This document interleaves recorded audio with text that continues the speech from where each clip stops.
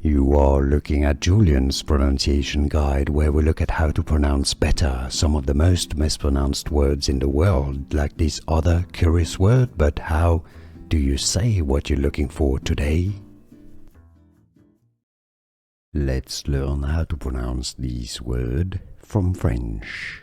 For reference, in French in France, it is pronounced as oubliette, oubliette, oubliette. So in English it's pronounced rather similarly, oubliette, oubliette. Stress on that last et syllable, oubliette.